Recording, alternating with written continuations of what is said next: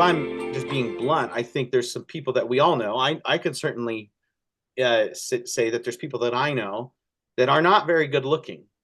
Yeah, And not everybody's in the top 1 percentile like you and me as yeah, far as good. exactly, totally. And I would, I would avert my face. I don't know if you've probably been around, and we've probably been around people who maybe have had, been in fires or had skin grafts on their Yeah, face, yeah, and that's hard to look at, right? yeah.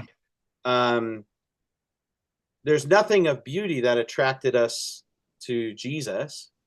I think that's pointing to the fact that Jesus grew up just as another kid, and he looked like everybody else. So at the very least, maybe he wasn't like this hideous, um, hunchback of Notre Dame looking person, but at bare minimum, there was nothing about him that made him stand out from every other kid when he was growing up in Egypt or when he was growing up in Nazareth.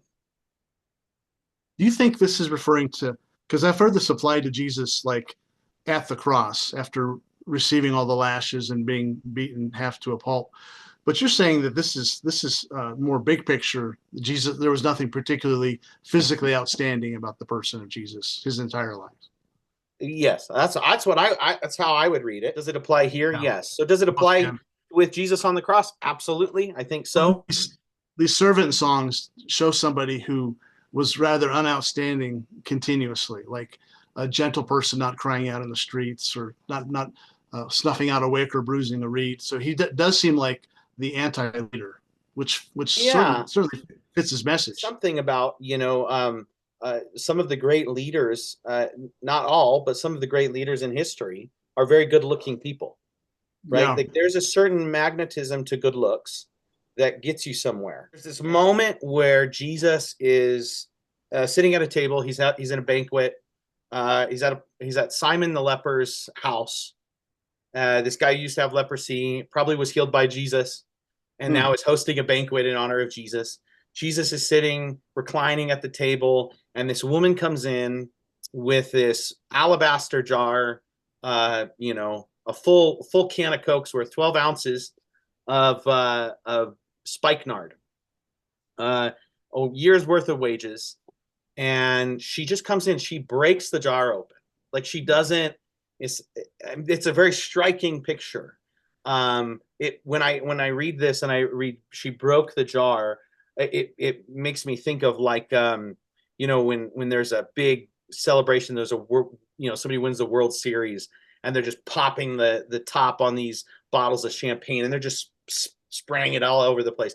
It's like she just comes in this extravagant moment. She breaks this jar open. She dumps it over Jesus's head. In the passage of John, it says that she actually did it on his feet. I read one scholar said that you can actually have consistency in the passages where it's poured over his head and it's on his feet. He was saying that was enough oil that it's quite possible that it went from his head down to his feet, Wow. and that's when she starts to wash his feet with the oil with her hair.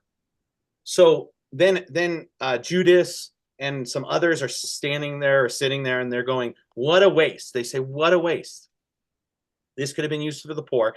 And Jesus says this thing. He says in the NIV where he says, "Why are you saying this about this woman?" I'm paraphrasing here or giving you Luke's international version, but um, it's he says she has done a beautiful thing, right? So there's this group of people that are sitting there going, "This is a waste," and then Jesus saying, "This is beautiful."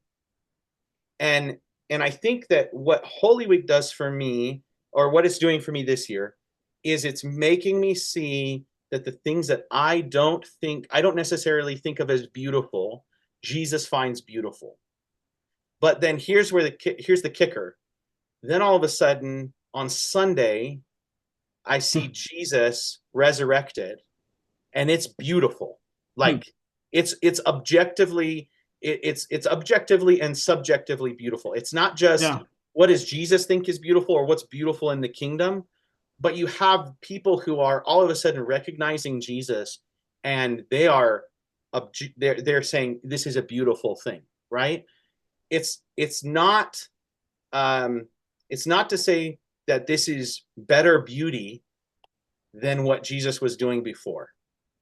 And I think that's what I'm captured by, is Jesus before the crucifixion and Jesus after the resurrection is still Jesus. It's still the Son of God, and it's still beautiful. It just so happens that all of a sudden, everything that Jesus has been saying in his ministry for 3 years has been now collectively assimilated. It's all been assimilated into the person of the resurrected Jesus. And so I imagine the disciples, Mary Magdalene meeting Jesus, and all the things that they thought were like, can you imagine? So in John, it says that Mary Magdalene was the one that anointed Jesus, right? Sorry, I'm trying not to get emotional. And then she sees Jesus resurrected, and she remembers that Jesus said, "You've done a beautiful thing for me." And then she gets to see the beautiful Jesus. And it's the same. It's not this like, who Jesus is before is still beautiful. And it makes me go, man, I want to see beauty in places that I never thought I would see. As a follower of Jesus, I'm so interested in transformation, right? Like, I want people to go from ugly to beautiful. I want them to get free from addictions or free from broken relationships, and for things to be healed and made whole and made new. But Jesus steps into all of that brokenness and finds beauty in the midst of all of that.